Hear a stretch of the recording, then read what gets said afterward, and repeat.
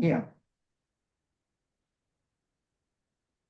All right, we are continuing a theme that Pan brought into our midst.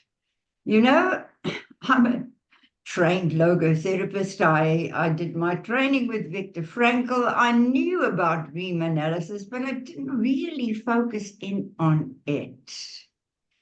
And Pan was the one who awakened my interest, and then that we actually started this little series on dreams. And it is a most illuminating, explorative way of getting to know logotherapy. Why?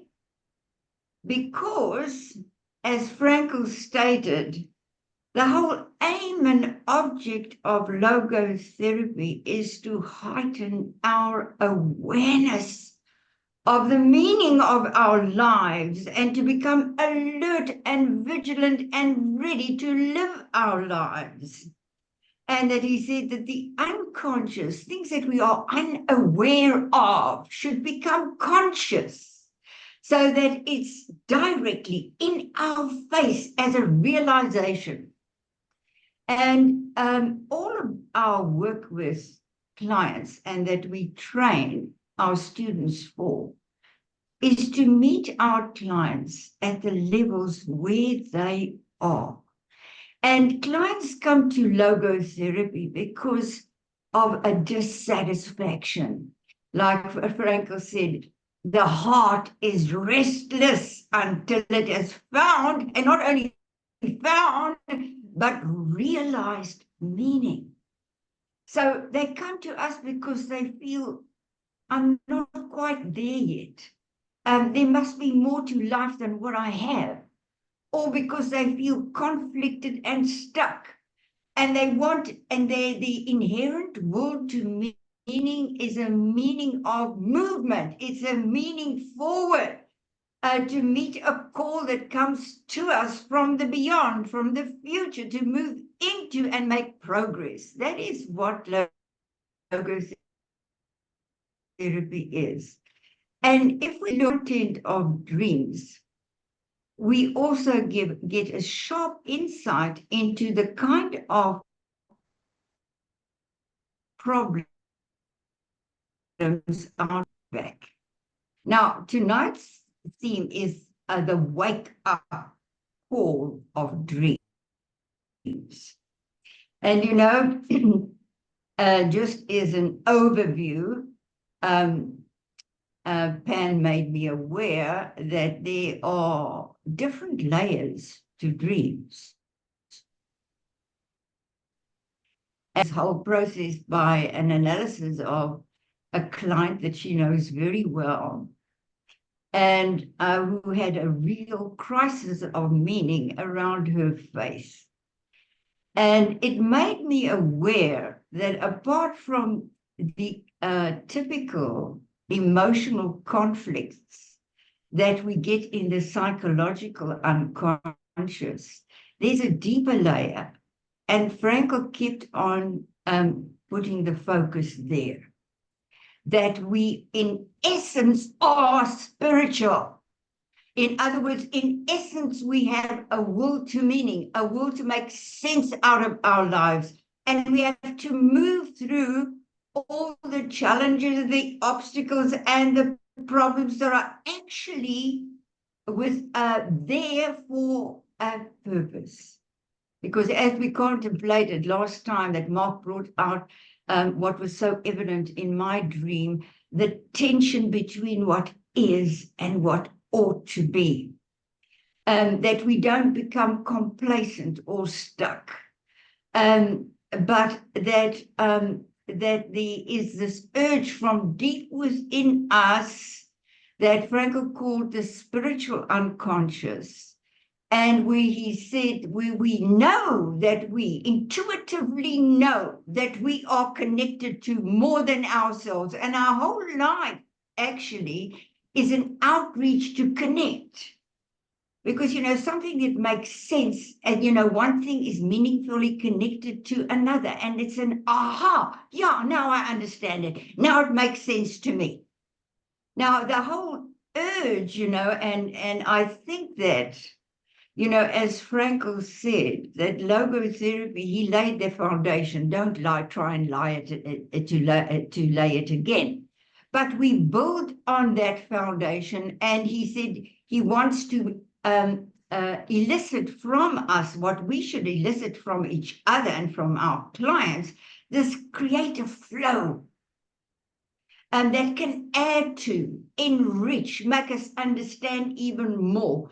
And I think that, if anything, my own path, having been a developmental psychologist and a clinical psychologist, and having studied psychoanalysis and worked with mentally ill and emotionally disturbed clients, that I was challenged to elaborate on these fundamental truths that Frankl had brought into our midst, in terms of what he called the unscathed human spirit, the freedom that we always have, no matter what the situation, to evaluatively think about it and to come to terms with it in terms of what we're going to do about it, and that is spiritual growth. And I brought this into, I believe, logotherapy, because traditionally, logotherapy, as it is still practiced in so many quarters, focused just on the level of a person that's already reached spiritual maturity, and have value conflicts and questions as to the existential meaning of life. And with such people, of course, the accent is on affirmation, on illumination, on greater grasp. But what about people suffering and on the lower levels of being? What about the mentally ill? What about the neurotic? What about children? And to bring this developmental perspective to me, I think was, that made logotherapy a unique way for me to be transmitting it to students. And I found it very, very, very powerful. Why? Because the thing is, if we focus as logotherapists just on the strengths of our clients and just in a positive affirmation way, and in that kind of strong, supportive, go-ahead way, and we may miss a deeper struggle in so many people. How many people have actually reached spiritual maturity? Most people, and they come to us as logotherapists for therapy, for healing, not just to work out existential questions and become wiser. They're stuck, they're caught, they're overwhelmed by. And how do we reach them? Do we just leave it to the clinical psychologists and even the mentally ill? Do we just leave it to the psychiatrists? What, if logotherapy is what Frankl says it is, a holistic outlook on the person, seeing him in all his layers of being. He calls about the dimensional ontology. We've got our physical level, we've got the psychological and emotional level, the social level, but we have the spiritual, the noetic level too. But he made it so clear that because we are essentially spiritual, and that the outreach from the moment of birth is towards meaning as it is found on the sensory motor level. A child learns to feel that loved by the way it's looked after physically. the way it's held, the way it's soothed, the way its needs, physical needs are met, whether it's made warm when it's cold, when it's rocked, when it's anxious. That's how a child experiences meaning long before they can understand a word. Like Frankel said, that, we have to get back to that level of intuitive, basic trust in life, where we intuit meaning.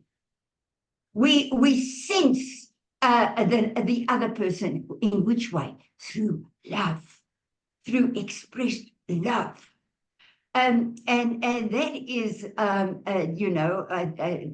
the emotional level, where, again, the struggle is then, like Frankel said, out of the will to pleasure, pleasurable experiences that makes the child feel met. On the emotional level, the emergent baby, even at 6 weeks, beginning to look you in the eye. It's emerged already to a level of the beginning of a face-to-face interaction with. Then the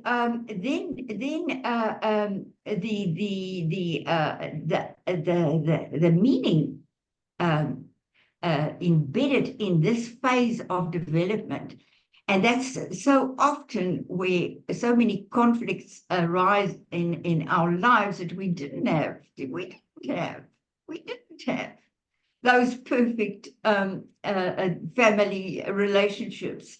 There were conflicts, there were hurts, things went wrong.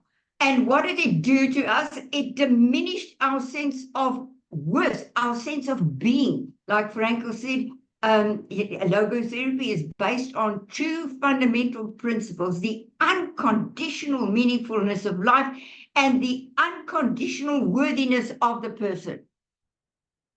And so on the will to power in that kind of a sense, it's a search for identity, for authentic selfhood, to get to a point where on the fully mature level, you step into your own shoes, you make your own decisions, you have come out of a nurturant and protective guideline kind of situation into where you have to be making your own choices. And I always say that the Bible is the most astute book on psychology you can possibly get. Okay. There are treasures. Every treasure of life is hidden there if you would only study it. But, and as I've said, quoting Bhatia, when she said that logotherapy is the applied psychology of Judaism, or the applied psychology of Christianity. It's the applied psychology of faith, right? How does faith work? What do we need to feel faith in life and to overcome our emotional battles and struggles for identity, to come to a point where, in the biblical story, what did God do with Adam and Eve that had their problems and that were brought off course? They were hiding in shame. And like I said last time, God didn't leave them there. He went to find them. Adam, where are you? Come out of your shame. Come out of your hiding. Who did this to you? I gave your life for a beautiful purpose. It's to be sublime. Walk before me and become perfect. Human greatness is what I have in store for you.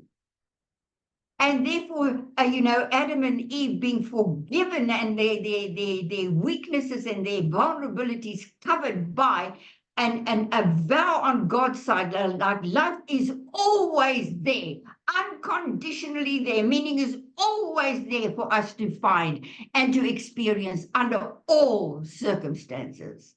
And, to then be sent out of paradise with a mission to return to paradise, yes. But there's a mission involved, overcoming everything that is unbeautiful, ugly, hurtful, and misleading in life. And therefore, when Frankel said, take pain, guilt, and suffering and death out of the picture, and you destroy life's meaning, because we're meant to, in pain, we're meant to see what the meaning of life really is. In guilt, we have to put right what is wrong and overcome things that are wrong in our lives to work towards moral greatness. And death makes us aware of time, that, we can't procrastinate, put things off, or run away. We have to live each moment, like Frankel said. We have to live to use the passing time and use it well. Logotherapy helps us to come into the meaning of every moment of our lives. And so coming back to dreams. It was therefore so fantastic to me that after Pan's dream presentation, and as I said last time, she's been given a gift. She's tremendously astute in dream analysis, something that Mark said he was frightened of, and I, in fact, didn't really look at. But Pan had to. She had to. She was so hurt in the tender, formative years of her childhood that such gross and ugly, evil things happened to her, that there was such a battle to spiritually survive as a person.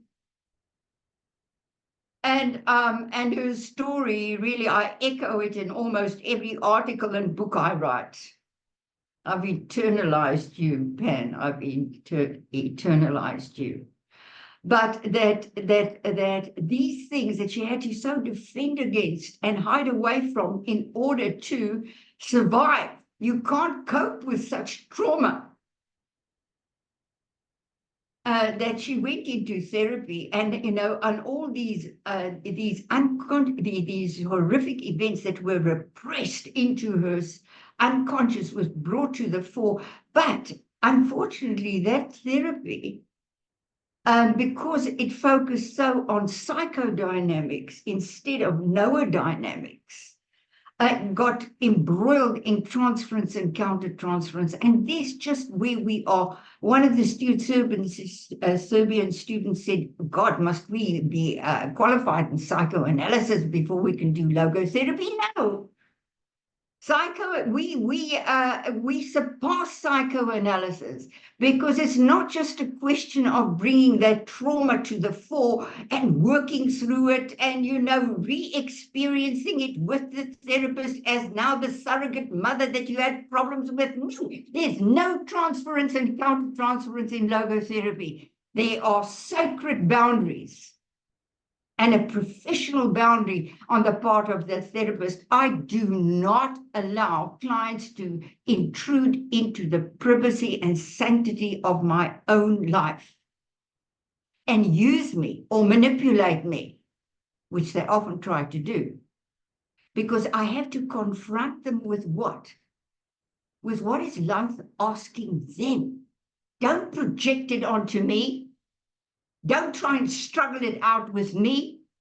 You've got to face yourself. You've got to face that problem. And you know what? It's a necessary problem. It's got a meaning in it. It's, and that is what happened to Pan when she came into logotherapy. She had a whole project that she wrote in her diplomat, My Healing Journey Through Logotherapy. Logotherapy is healing through meaning. And that's the only healing. Everything else is a coping mechanism, but it doesn't get at the core of things. And okay, coming to the wake up call of dreams. Let me quote this from Frankel, after just a biblical quote. Awake, O sleeper, arise out of the dead. Awake. Our dreams are wake-up calls. And if we bring emotional traumas to consciousness, it's as logotherapists, it is what does this problem say to you? What happened to you that was wrong? In other words, what is it that you must put right? You, in deprivation of real bonding and connection, you experience a deeper sense of a will to meaning to connect and to actually find that healing relationship. And that's how we elicit from a problem the underlying will to meaning. And the problem then, Pan was in therapy for 4 years. I've had clients that I see 3 times and they've healed. Because you go to the core of a problem, immediately you focus in on it, and it's very powerful. So look, this is what Frankl said. Existential analysis and logotherapy aim at bringing the client to a point of highest possible concentration and dedication. It is our business then to show how the life of every individual has a unique goal to which one single course leads. And this is it. We bring our clients to a point of, well, who am I? What is my life about? What is the call that comes to me? And the call comes to you. The call has already come to you in all your problems along the way, to the point of you're on the brink of, starting now on the spiritual level to give stature to your life in terms of its unique calling. And here's another aspect of logotherapy that I do believe I brought into logotherapy, was that in the struggle is the mission. In the struggle is the mission. Nobody can give dream analysis as well as Pan. Why? Because of the depths of her struggle to retain her sense of self against overwhelming odds against it. To be sexually abused in your tender years, that even then she protected her sister from the rape and rather offered herself. Look at that, what she did. My God, rather have herself raped than her little sister. Already such a strong emergence of what should be. And when Frankl said, what man is, he is not yet, but ought to be and should become. Well, that's it. That's the tension of direction. Meaning sets the pace of being, Frankl said. Okay? So it's so very, very fascinating to look into the content of dreams. And, talking about the different layers, if I just give a brief summary of the last session, the deeper layers of dreams. There is the physiological or the neurological working of the brain to and an effort to give us sleep, because what keeps you awake? If your thoughts are too strong. That's why Frankl used deep reflection and what have you, and even to say, so what if I can't sleep? I'll do something constructive. I don't want to sleep my life away anyway, and then you naturally fall asleep. So, and we looked at the beautiful meaning of just how the brain takes all the disparate impressions of the day and even memories and what have you, because, an association, you see something and it reminds you of something back in the past. You don't even know that you're doing that. Your brain is tremendously active. But to bring this all together in some kind of story form, so that there is a flow and you can sleep. Now, I dream a hell of a lot because I'm too alert, and this is the challenge that you'll see this next dream of mine actually brought to me. That's why, I dream all these inconsequential nonsense dreams. I wake up and say, yes, wow, what was that all about? It's crazy. But apart from this subconscious kind of of the beauty that I'll give my beloved rest, and to be able to lie yourself down in peace and to sleep soundly. That's my challenge, to lay myself down in peace. I lie myself down with too many unresolved things that I'm passionate about, so I don't sleep very well. Anyway, point is, there is then the psychological unconscious, apart from this subconscious kind of just keeping us, and those dreams you can discount, okay. But there are dreams, and when they become lucid, when it kind of strikes you and you wake up and you think, wow. And it can come from the psychological unconscious. Like I say, the emotional problems that are unresolved, that have come out of the past and still with you in the present, and where you kind of projecting it in present situations and relationships. If you have a basic trust, you had a very bad relationship with a parental figure, a significant other in your life, that distrust and suspicion you will play out in the present, unless you really come to terms, well, why did that happen to me? Life is something that I have to come back to, what Frankel calls a basic trust in being.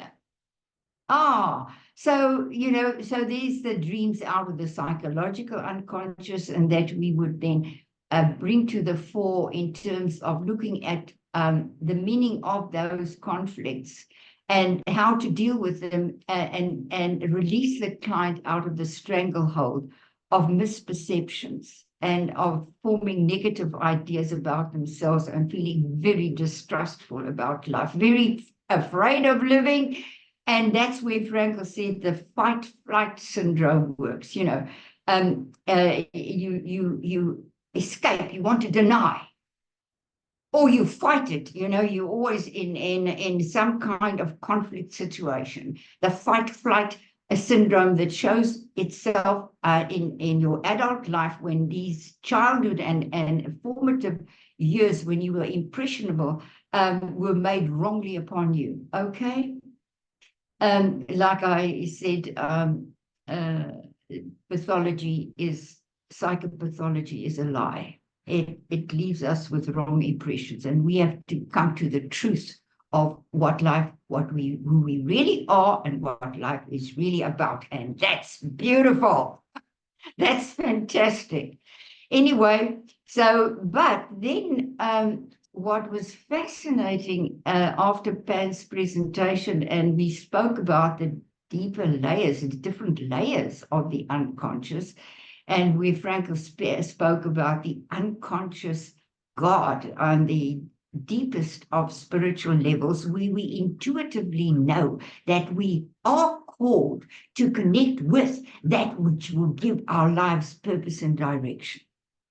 An unconscious relatedness to the divine, to the plan that is there for each one of our lives, and that we are to discover and live, right? Give realization to. Wow. And on that level, dreams are of a different nature. And I was saying last week, in terms of Mark Wilson's remarks to my dream, that I would have loved to be his client. And Mark, you've got a terrific ability to break through to people. You intuitively sense things, and this is it. How we have to come into our intuitive awareness, not logical. Well, now what must I do? This is what logotherapy said you should do. No. Come into the meaning of it. Experience it yourself, and then you can intuit and understand it in somebody else. It's not so difficult. It's not so difficult if you just give yourself time to clarify and see things for what they are. But on the spiritual level, dreams have got prophetic and visionary content, and because there is such a thing as spiritual distress also. When we do sometimes, and Mark pointed it out so beautifully, that what I experienced that gave rise to the dream that I discussed last time was a hurt that temporarily blocked me from feeling that flow of meaning, and that a blockage. And I those of you who haven't been at the last session, I encourage you to look at the video, because it's a spiritual hurt. You know, if you are on the level where you want to serve, like Frankel said, the meaning, well, what the student said of him, the meaning of your life is to bring meaning into the lives of others. This is our logotherapy mission, to bring meaning into the lives of others, which we can hardly do if we haven't got it ourselves. Okay, that's the first task, is to work with yourself. But when you've broken through to the aha of your life, you are able to help a client to do the same.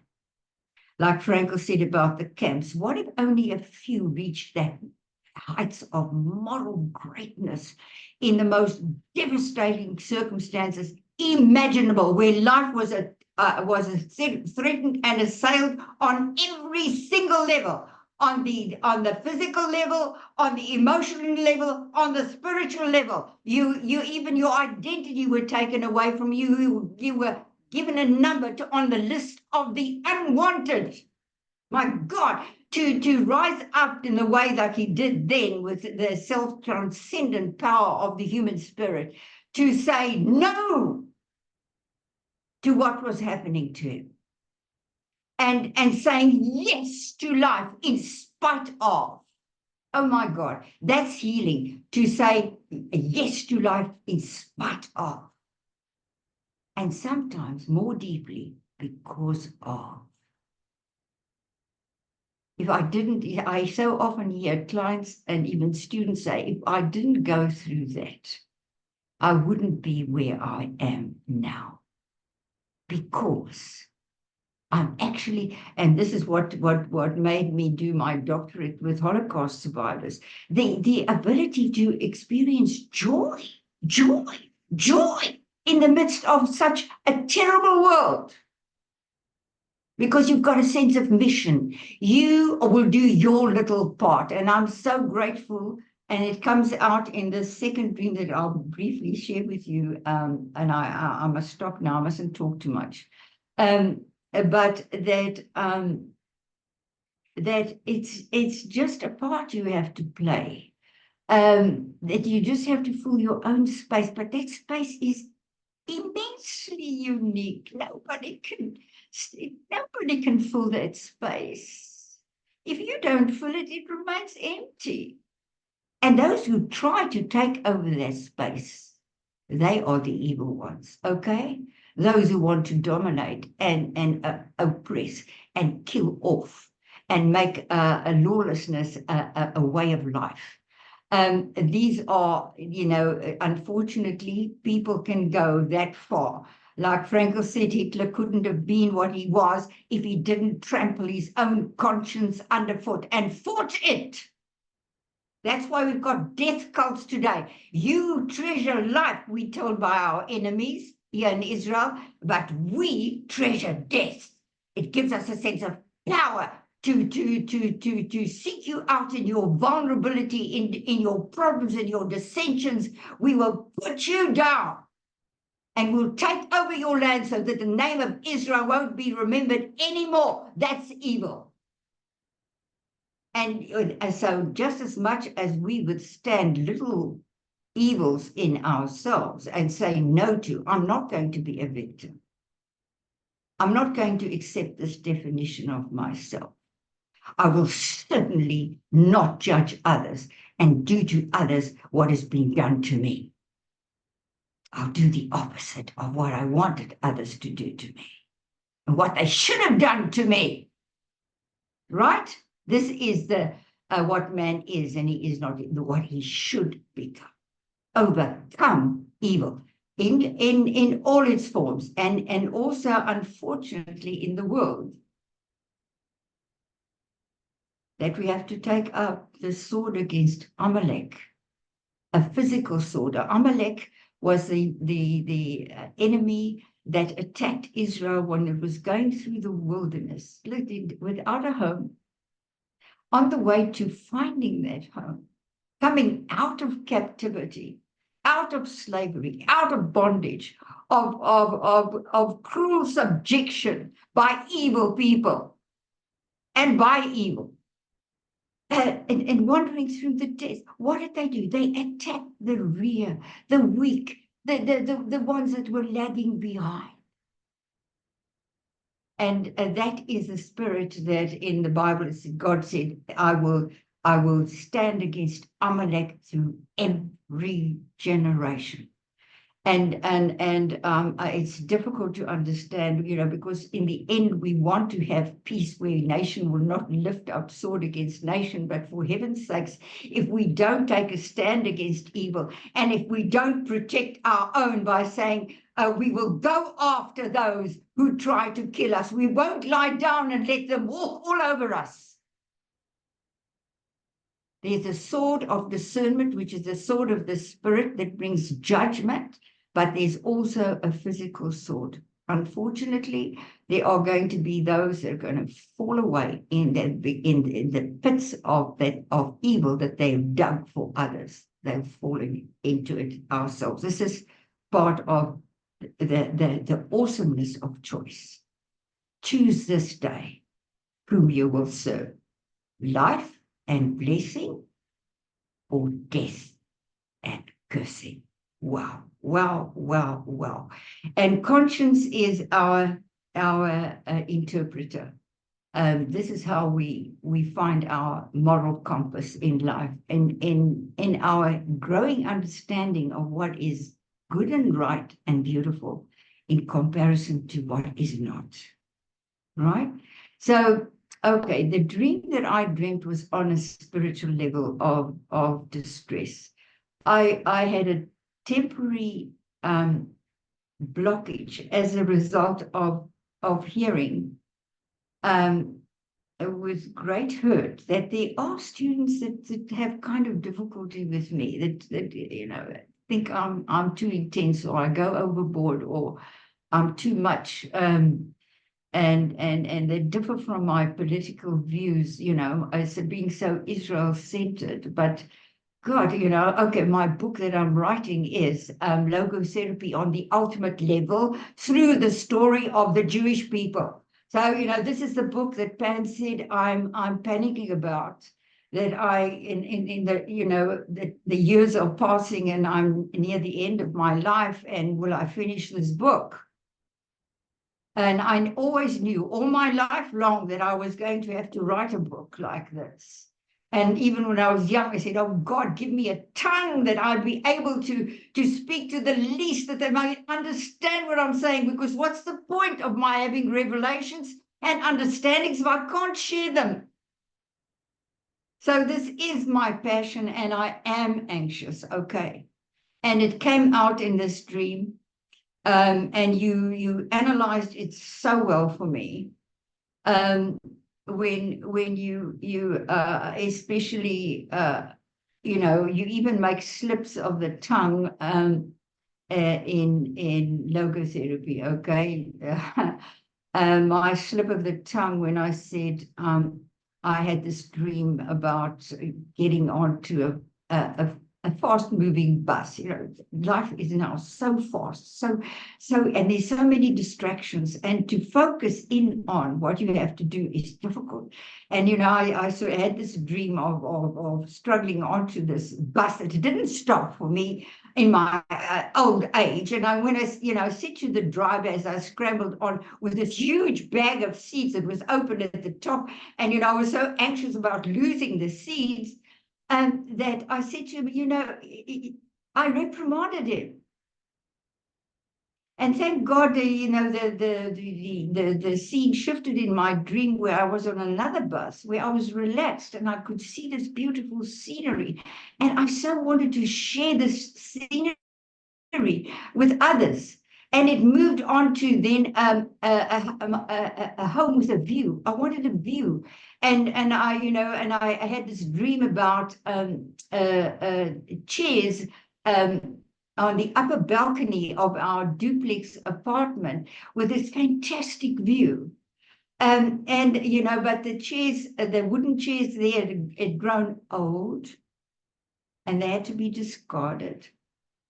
And then I had the 4 bar stools in the kitchen, but this is on the lower level. And Dida was the one that so brilliantly brought out that I actually took the 4 bar stools of the hurt that I temporarily experienced by feeling I'm not getting through.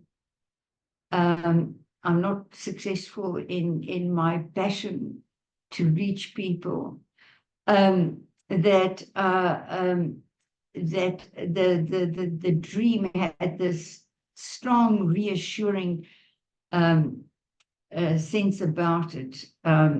It symbolized also what Dida said, bringing those kitchen chairs. And Irene, you with the dreamer, you weren't present, and you analyzed, you looked at the dream video, and you gave some very perceptive remarks. And I told you I dreamt about you in the end also. But where you said, you illuminated what Dida brought forth, that you said you wanted to lift the kitchen bar stools onto a higher level, bring out, you know, be not entangled in the trivial and the mundane, but to and not be caught on a lower level or dragged down to a lower level, but again just get the 4 chairs up there. And Grant was so, oh Grant, you had no idea. You sent me a message after the video, and this is what you said, and oh my God, we each have our sacredly intimate, profoundly personal and unique space that only we can fill. No one can fill or share this space for us, nor are we to move into someone else's space. You gave me a message to this effect, you know, that my space was sacred and unique. And I didn't have to panic about it not being so. And so that was just so fantastic. And Irene, you came into the dream where in the end, I saw myself standing in front of a vast audience, vast. And what I said just flowed. I had no anxiety. And, you know, I recall dreams that I often had before a presentation or when I have to teach. Then I dream about pitching up with curlers in my hair or still in my pajamas. You know, that I wasn't ready. I was too filled with blinking anticipatory anxiety. But in this dream, I relaxed and like I said years ago, oh, give me a tongue. I felt it reached everyone in that audience. And after I'd spoken, you were the first one to stand up, and what you said made me realize that you got the message completely. And that and I woke up from that dream feeling so encouraged again, lifted again, inspired again, reassured again. But now I want to share a second dream with you, and I want to have your input.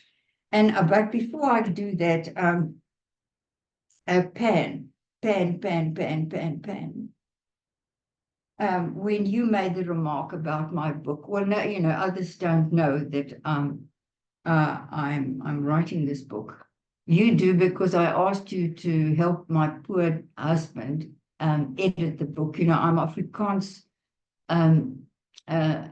That was my home language, and my English, my is's and my ah's and your was's and the words you can hear, I make that mistake all the time, and he gets crazy in having to edit my book. So I asked Pan to please help him, because it's a big task for a 92-year-old. Oh yes, and the slip of the tongue that I made that I forgot to mention was when I said to the bus driver, "Don't you know I'm 95? I mean 85." So it is an anxiety about passing time and how much time I've got left. And especially with the vulnerability of old age, David and I spend a great time laughing our heads off with the stupid things we do, with our short-term memories. I mean, he walked into our pantry and put his foot on the lid of the dustbin to make a wee. He thought it was the toilet. I mean, it's not that. And what we just have to laugh about it. Thank God for laughter.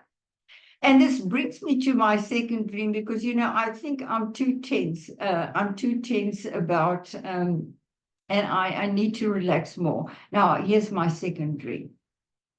And now you're going to analyze it again brilliantly, as you always do. Now, in view of my first dream, this is a follow-up dream. I was sitting with my husband, David, and one of the very prominent Jews in our synagogue on the covered veranda of a one-story home. The view in front of us was flat. One could only see the trees. And just before I put on my computer, there was a screen picture of a narrow road through huge trees, and it made me feel very claustrophobic, like losing your way in the forest, okay? And I could just see the forest of trees in front of us, flat. And why was this man sitting next to us? His wife is another, oh wow, she's a wonderful woman in our synagogue. I mean, she's a walking encyclopedia. In terms of the knowledge of the Bible and of Judaism, and she teaches us. And I attend her teaching lessons, and I've got great respect for her. But she also very much appreciates my contribution, and where I make those spiritual truths real in applying them to our day-to-day and ordinary situations. She really finds that fascinating. But the two of them are actually models of perfection. They really are. And I, the kind of mistakes that my husband makes in reading the Torah and saying the blessings in shul. He says he's the light relief of our synagogue, because he knows so little in comparison to them. Okay, they're giants of learning. But anyway, the two little ones of us. But we loved and we very much appreciated and warmly embraced in this community. So I wasn't threatened by this man sitting next to us, and then also not threatened by his wife. What now? Okay, you're going to be shocked. Okay, because now this is a spiritual dream and the spiritual unconscious, but listen to the sexual content. I perceived that she was so excited about another great realization she had in terms of Torah knowledge. And she was so excited. She said, I'm going to make love to my husband, not once tonight, but several times. And that's what she said. And why was her husband next to us? He was going to help David and I to have an intimate act, to have sex, and he would oversee it and correct us to the same level of perfection. And in the dream, I mean, it sounded so right, and it sounded so kosher. It sounded, it didn't sound ugly at all. I wasn't disgusted with the sexuality of the dream, and that somebody was going to watch me and like a sexologist give me advice as to this. But is as closer as the time came that this actual act between my husband and myself had to be enacted under their supervision, his supervision. She wasn't in the picture. I got terribly restless. And I felt more and more at odds with the suggestion. And then in my dream, I came and I said, no, we're not going to do that. I'm sorry, but it's not right. What is right for you is not right for us. And I woke and I had a sense of, wow, Teria, you actually acted with conscience in your dreams, where usually your critical faculties are at rest. I felt quite proud of myself. Okay, that's my dream. What do you make of it?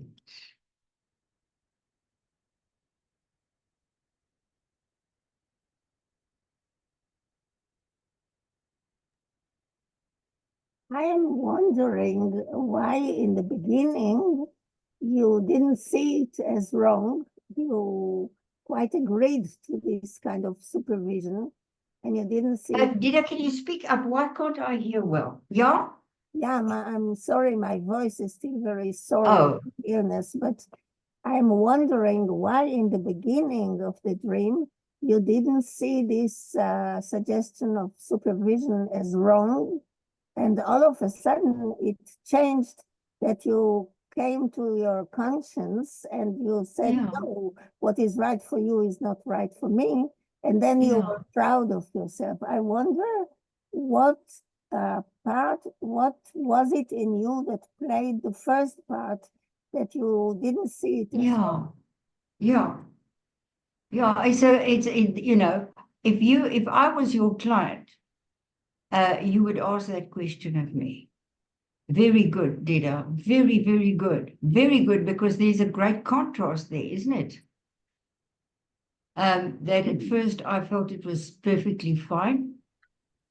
And then turned against it. So what made me sit down in the first instance, and you with your illumination of my having to have a vision, a view. There, I didn't have a view. I was sitting in a covered veranda. Our veranda is open to the sky.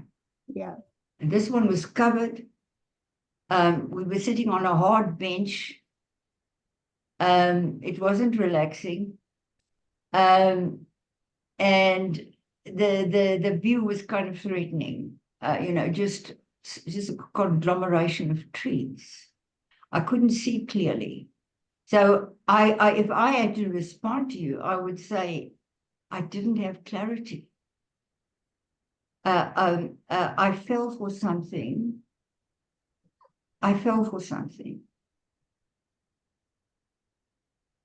So what about some other remarks? Even you thought you would learn something in the first part. Yeah. But maybe it was indeed because you were on a lower part of yourself, like in the kitchen in the first dream, that is more symbolizing the body. The kitchen is symbolizing the body. It's the body. It's the body, yes. Wow, Dida. Wow, you're a fantastic logotherapist. As I said to Mark, I'd love to be your client too, because that would be a very profound next question. And this is what I encouraged and saying that logotherapy puts provocative questions there. Why did you feel comfortable? Why did you sit down in the first place? And now your second question. You see, it then evokes my thinking, and we've got to give our clients a time to explore, to bring out that unconscious material. Even if you see sharply what the problem is, you mustn't tell them. You must, because the whole idea is that everybody should come to step in their own shoes, not follow your advice, and come to a place of, well, this is not for me. Okay, very, very good. Teria, from my side, I will most definitely give you written feedback, but my two questions will be, or awareness to you will be, that we are in this world, not from this world. So temptations will come. How do you deal with temptations in your own life? Do you keep, or are you true to your own values and intimacy? Because ultimately, love is between two people, and that's your values. But I'll look at it and give you my written feedback. Thank you for sharing that. That's brave. Yeah, Irene, again, very perceptive. To see it on a bodily level, and that, that we are more than body and soul. Yes. And, we're part of this world, but not of this world. In other words, yes. We've got a self-transcendent mission. We've got to change this world. We've got to bring this world into a coming kingdom of peace, for heaven's sakes. But how often we fall for the temptation. And in this case, you would have elicited this thought in me, that it wasn't a sexual temptation per se.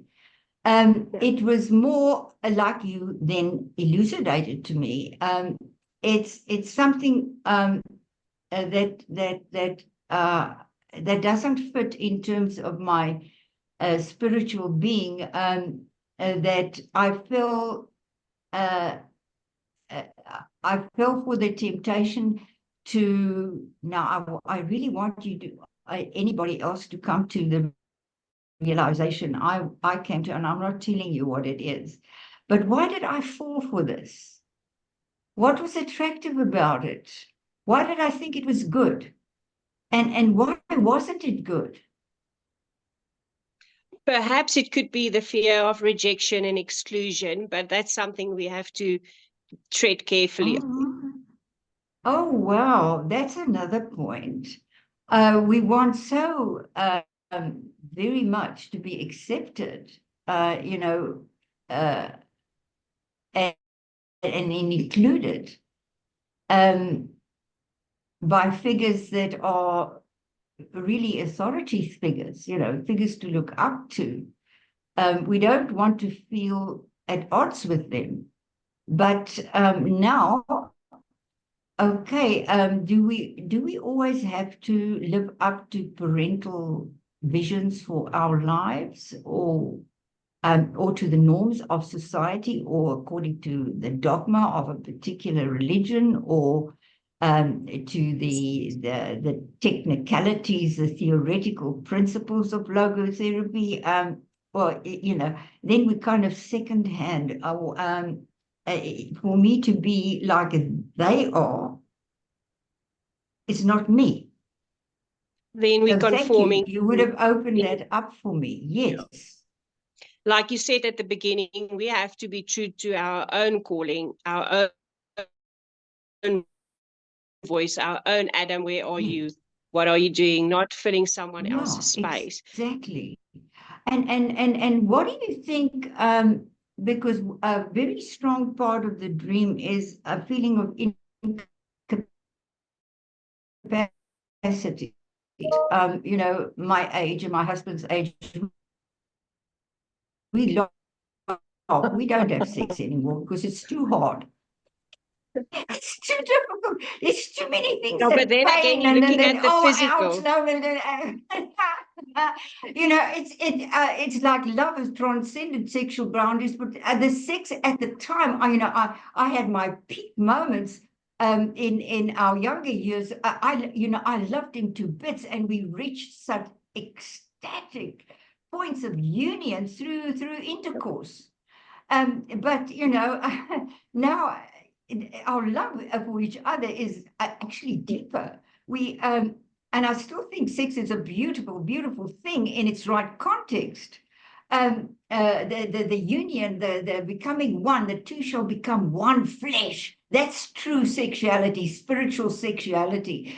But the physical act we are a bit incapable of now, and it doesn't. It's funnily enough, sexual desires don't come up as they used to when one was younger. I think that's more the procreative urges of our nature to procreate.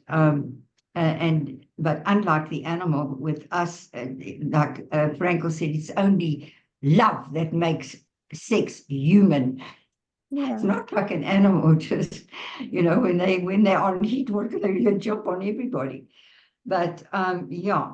But So, Teria, don't forget that the temptation for you was to listen to him and to agree to what he suggested was not the sexuality. The temptation was his expertise in the Torah. That's the most important. Yes, yes. That is why Exactly. you accepted. I see Cynthia saying, yes, That is why you accepted his True. authority. So I Yes. think that is the point here. It's not the Yes. sexual act, but that about the sexual act, you agreed to listen to his expertise and his authority because of his expertise in the Torah, that you wanted his perfection. Can you hear me well? What is that? Can you hear me well with my sore voice? Oh, yeah, no, I've heard you there. I have a bit of difficulty, but I'm hearing you, Dida. And Cynthia, respond, because that clicked with you. What was your response there? I also felt the same. The temptation was to listen to somebody whom you kept at a higher pedestal. And I don't think the matter is sexuality at all. It is something extremely sacred, of primal importance in your life, for which you wanted to be, I don't know how to put the word, supervised, taught, and you thought they know it. They're an authority over it. How can I not listen? And then maybe that inner spiritual drive within says, Wow. I can, and I feel that was it. Cynthia, and if you were now responding to me as a logotherapist, you see that you come to a point where you do give an interpretation, but you put it there as a question, like you would say to me as the client. It seems that you were so looking up to these perfect role models, and you so much wanted is there stress that you wanted to be like them? Something, what you say, put it in a question. Don't put it as a statement, but as a suggestion to the client. Put your interpretations always as a suggestion, because the client has to agree, and give them the space to disagree with you. And because, you're an authority, and if you say something, they may not go along with what you're saying, but they're too afraid to contradict you because you're the authority. So that's very dangerous. And in logotherapy, like Frankel says, we never preach and we never persuade. And we never put our point of view onto the client. We have to be open. We're open vessels, always learning, and we have to be open to learn from our client how we can facilitate their thinking, and make them come to their own realizations, that they're not following what in the end we give them as advice. Do this, do that, and go and do this, that, and the other. Then you'll feel better, or that will solve the problem. We have to keep ourselves, logotherapy and any therapy. The therapist keeps, if they're a true therapist, they keep themselves out of the picture. And look, it's an unnatural situation. And in an ordinary relationship, you converse and you share ideas out of your own lives and so on. That's an ordinary conversation. But this is a professional conversation, and it very much reflects the relationship between the divine and those who are dependent on him. He is the sole authority. He knows everything. But he's eliciting it out of you. He's totally there for you. And God gave us a will to meaning, and he challenges us through life to find meaning. But he wants us to find meaning. And I think the hurt in my last dream was to lose some clients. But okay, we'll come to the end point of it. Sorry, Daddy. Is it time? Is it 8 o'clock already? You are too involved, Teria. What's the time? Oi, oh my God, we're going over the time. Let me then, I'll have to ask you to send me your more of your comments. But such a pity. But anyway, as I said, it's an explorative process where both you and the client grow tremendously, in a richness of a deeper understanding of the common truths that we all share, the common values that we all strive for.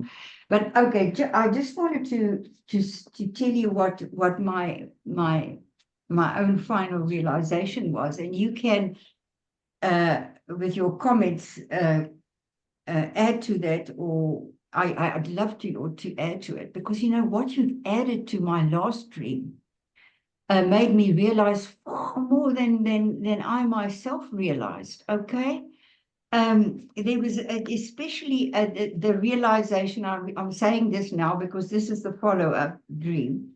The realization that Mark brought out clearly, that the tension between what is and what ought to be remains. We never reach a point of destination in terms of this is it. And my second dream, I think, brings this out, that I mustn't strive after the perfection that I see in others. It's not about perfection. It's about vulnerability. It's about fallibility. And like Frankel said, it's not as if we like God himself, finish the whole story. We've got a little part in it. And that part need not be perfect, judged from the outside. Like Frankel said, the patetiques, the pathetic lives, the unfinished symphonies are of the most beautiful. I mean, here we have in Israel young men that are putting their lives on the altar in order to protect us. They cut down, they're 19, 20-year-olds with wives and children. You know how many orphans we have? So it's not as if we finish the work on this side of the grave. And we in our incompleteness, we are beautiful. You know, like it said in the Song of Solomon, you're all together lovely, my love. No, I'm black. I'm uncut. No, you're all together beautiful. With all your mistakes, with all your falterings, with all your incompleteness, with all your imperfections. In your imperfection, I see perfection. That's the beauty, and this is what came through to me in this second dream, that I shouldn't try and be perfect. I must relax more into just flowing with the meaning of the moment, trusting that I will finish what I need to finish.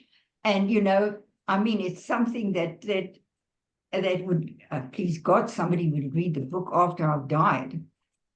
I often think, who's going to read the book?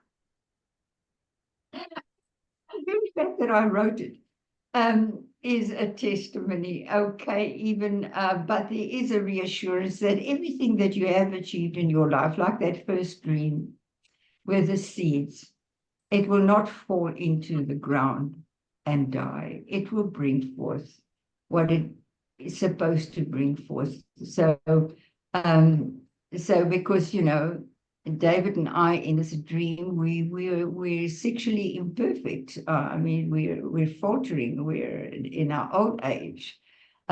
We've lost physical prowess.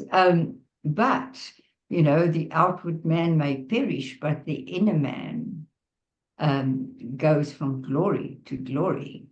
But there's a greater glory ahead of all of us. So just relax in who you are and what you can do. And don't compare yourself to anybody else. Don't try to be like them. If they are role models, it's a role model only in one way, to inspire you to fill your space the way they fill their space. But don't try and be like them. Be them in your situation. Don't make a god of other people, or you know, let their godliness become yours also.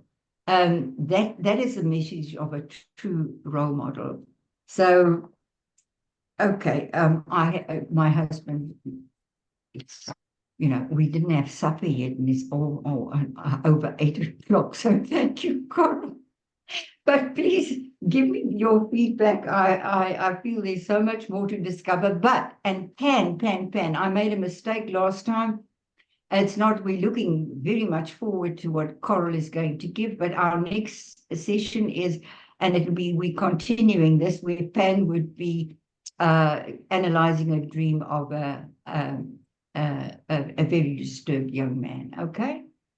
Well, till then, everybody. Thank you. Bye. Thank you. Bye-bye. Thank you. Thank you, so much. Teria. Thank you so Thank much. you so Thank much. you. Bye-bye. Bye, everyone. Thank you. I can.